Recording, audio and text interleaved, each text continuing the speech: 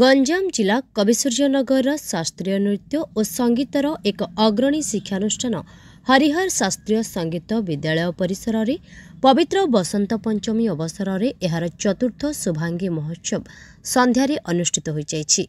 निमंत्रित सांध्य अधिवेशन मंचासीन अतिथि थिले दक्षिण ओडिशा साहित्य सम्मेलन महासचिव दंडपाणी महापात्र, मुख्य अतिथि विशिष्ट समाजसेवी और जगन्नाथ संस्कृति प्रेमी बंशीधर नाहक, उद्घाटक बुगुड़ा कवि सम्राट स्मारक संसद संपादक गवेषक विभूतिभूषण मिश्र, मुख्य वक्ता वरिष्ठ समाजसेवी और उपदेष्टि ई माहेश्वरी द्वारा सभापति साहित्यिक रामनाथ माझी सम्मानित अतिथि थिले। लोकनृत्य भारत लीला और दंडनाच गवेषक नाट्यगुरु नवघन परिडांक आवाहकत्व और सुपुत्र ओडिसी नृत्य विशारद अभय परिडा संयोजन एवं प्रसिद्ध उद्घोषक शिवानंद बारिकों मंच परिचालन एक सौंदर्यपूर्ण शास्त्रीय संगीत गायन, दलगत ओडिसी, संबलपुरी नृत्य, एकक ओडिसी और कुचिपुड़ी नृत्य परिवेषण होता।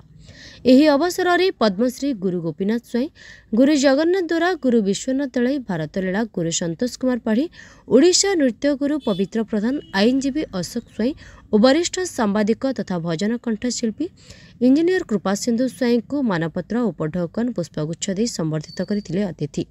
बहु विलंबित राति जाए सांस्कृतिक कार्यक्रम में दर्शक विभोर होइथिले। पवित्र भव्य परिवेश कविसूर्यनगर हरिहर शास्त्रीय संगीत विद्यालय पक्षर जो कविसूर्यंकर जयंती पालन हो 1799 मसीहा माघ मास शुक्लपक्ष पंचमी तिथि कवि बलदेव रथ जन्म ग्रहण करथिले। 1835 मसीह महाप्रयाण घटी।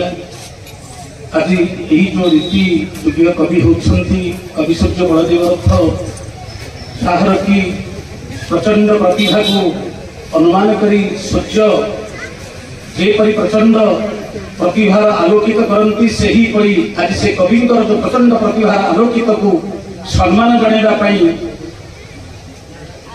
जलंतर राजा रामकृष्ण छोटराय कविसूर्य उपाधि में भूषित करते।